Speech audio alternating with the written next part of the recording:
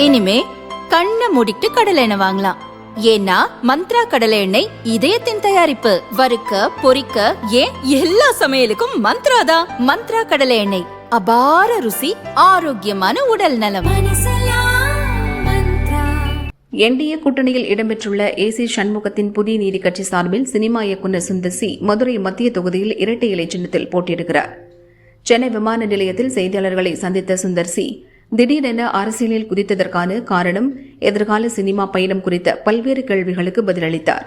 மதுரை மத்திய தொகுதி மக்கள் கண்டிப்பாக வெற்றிக்கணி எனக்கு தருவாங்க நம்பிக்கை இருக்கு.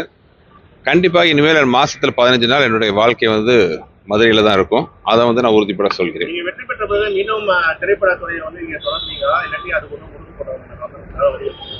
திரைப்படத்துறையில வேணுங்கிற அளவுக்கு பணி புரிஞ்சுட்டு 30 வருஷமா நிறைய சக்சஸ் கொடுத்துருக்கேன். என்னுடைய அடுத்த கட்ட நகர்வு என்பது தேர்தல் முடிவை வைத்து தான் முடிவு செய்யப்படும். மத்திய தொகுதி தேர்தல் போடுறதுக்கான காரணம் என்ன? ஏன்னா பிடிஆர் பாண்டியன் ஒரு திமுக பன்னெண்டு கால வெற்றி பெற்று வர்றாரு. அதே மாதிரி தற்போது விஜய் களத்துல இருக்காரு. விஜய்க்கு இளைஞர்கள் ஆதரவு அதிகமா இருக்குன்னு சொல்லக்கூடிய நிலையில இந்த தேர்தலை நீங்க எப்படி எதிர்கொள்ள போறீங்க? கண்டிப்பா ஜெயிப்போங்கிற நம்பிக்கை எங்களுக்கு எல்லாத்துக்குமே இருக்கு. இன்னொன்று ஆன்டி இன்கம்பன்சின்ட்டு ஒரு பெரிய வேவ் இருக்கு. ஸோ நிறைய விஷயங்கள் இருக்கு, நம்ம எல்லாருமே இப்பவே பேசிட்டு இருக்க முடியாது. ஸோ நேற்றைக்கு காவேசா நிகழ்ச்சியில பாத்தீங்கன்னா ஒரு பொதுக்கூட்டத்துல ஒரு பாட்டில் அடிச்சிருக்காங்க. எப்படி பாக்குறீங்க நீங்க ஒரு காவேசா கூட்டத்துல? எந்த வகையிலையும் வன்முறை என்பது கண்டிக்கப்படத்தக்கதுதான். அது ரொம்ப ஒரு அசிங்கமான ஒரு விஷயம்.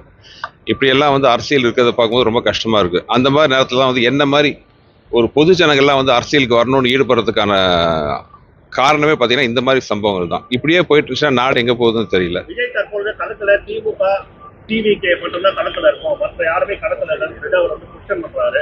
அவர் ஏடிஎம்கேயோ பிஜேபியோ எந்த இடத்துல களத்துல இல்லைன்ற மாதிரி சொல்றாரு. ஏன்னா நீங்க அதிமுக மேல போட்டிடுறீங்க. இது விஜய் சார் மதிப்புரிய விஜய் சார் என் மேல பெரும் மதிப்பும் அன்பும் கொண்டவர். அதே மாதிரி நான் அதே மாதிரி தான். அவர் என் ஒய்ஃப் அவர் ஒரு தம்பியா தான் கருதுறாங்க. அதே மாதிரி அவரும் என் ஒய்ஃப் அக்கான்னு தான் அன்பா கூப்பிடுவாங்க. ஸோ அதனால எந்த வகையிலையும் அவரை விமர்சிக்கவோ, அவர் கட்சியை பற்றி விமர்சிக்கவோ, அவர் வேட்பாளரை பற்றி சொல்லவோ நான் தயாரா இல்லை.